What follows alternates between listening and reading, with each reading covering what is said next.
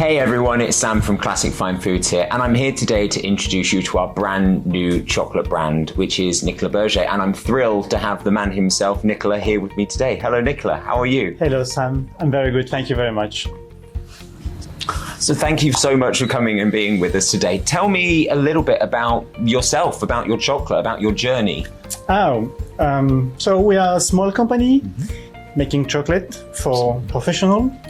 The company, we are 3 people all together. We are making some chocolate with 10 different origins.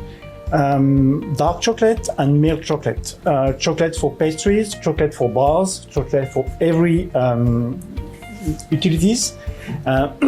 We are also making a little range of milk chocolate with a lot of beans inside. The idea of the chocolate is not too much sugar, not too much fat, a lot of flavors. Fantastic. And how does that split? How do you do? Is it every origin has a different percentage or? No, we, because we are talking to the professional, we try to have very easy standards to understand. So we are working for the pastry chef with a 65% to make all the desserts, the ganache and everything. And then if you want to make something like more like bars with a chocolate a little bit more runny, we add a little bit of cocoa butter, like about 5%, 4%. And this is for the bars. Of course, you can make dessert with that.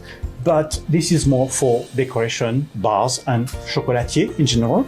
We also make on each origins 100%. Okay. So you can also match your chocolate 65, 75 with adding a little bit of 100% if you want to give a little bit of peps on it. So say if you want an 80%, for example, you can add that Exactly. Wonderful. And we can also help the professional to get the right percentage with the right amount of cocoa butter or 100% added. And tell me a little bit more about the origins. So there's 10, there's a lot, but I mean, is there some particular favorites of yours, something that particularly stands out? Yeah, 10 start to be a little bit a lot now, but still, you know, I'm just meeting people and it's kind of relationship that we are building with the person, with the farmers, and that's the way I'm organizing my range. Sometimes I cannot say no because the story and the quality is very good. So I'm just working. That's the way I learned how to work. And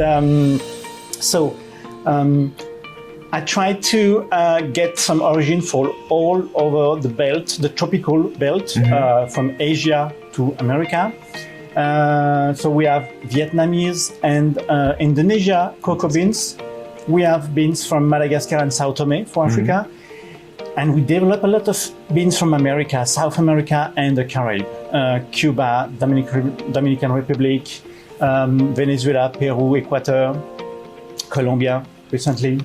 And the thing is, it's very easy to add more origins. It's more picky, it's more interesting to get the right one who fits in the range.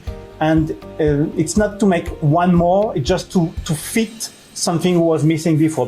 You're not doing an origin for origin's sake, it's a flavor profile that stands out and a story that stands out. And also, you know, you meet people who are doing something for the country that they are representing.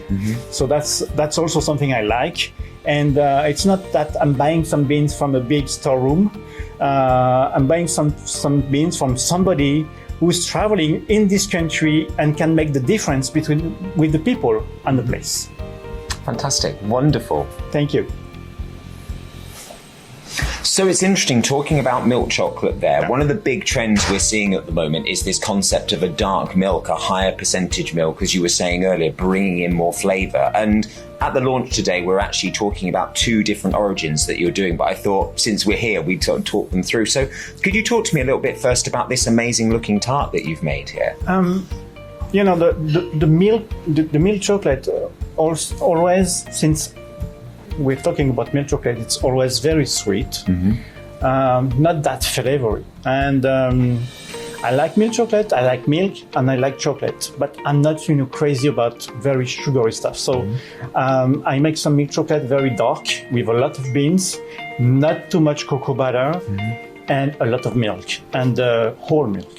So, of course, considering all these things, you are on the dark milk section. Yes. And even the 40%, which is the most milky for us, is already very, very dark. And also, I'm going to 40%, 50, and 60. The 60, it's almost a dark chocolate. It's very dark. So when you put 60% of cocoa beans, of cocoa, you don't have that much room to put the sugar and the milk after, but still it's it's a chocolate milk. So we make the tart. So the tart with the dark milk is still very flavory. It's not sweet. It's not over sweet, but you can feel the velvet of the chocolate. Perfect. Let's give it a try. Yeah, please. Thank you very much. Wow, you can really get that kind of heady.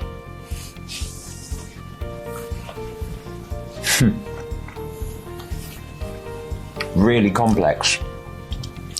And even as a ganache, you've got so much complexity coming through. And you can feel the cocoa beans from Peru, because it's like very sweet spaces like vanilla, tonka bean, cinnamon, caramel. It's complex, it's very sweet. That's why also I did another origin for the milk chocolate, which is Madagascar. Okay. With the same recipe, you have a complete different taste. So it's interesting because when you do some dark milk, you can talk about beans. Absolutely. So, and we did that in this one. So this one, we've done some bars with the 50%, but we've just kept this simple. This is just with caramel and molten sea salt. Yeah. So one of the things with Madagascan chocolate, I mean, my history of Madagascar and knowing it is it's known for this very bright, acidic quality. Yes. Yeah. How do you balance that out in a milk? Yes, it's very easy because the milk will help. It does a little matrix to accept all the acidity of the bean of Madagascar. And it's a good contrast between acidity and the sweetness of the milk and of the sugar that you will add. So, and also the beans from Madagascar are pretty light. So it gives you a dark chocolate, but not too dark in terms of look. Perfect. Amazing. Cool. Thank you.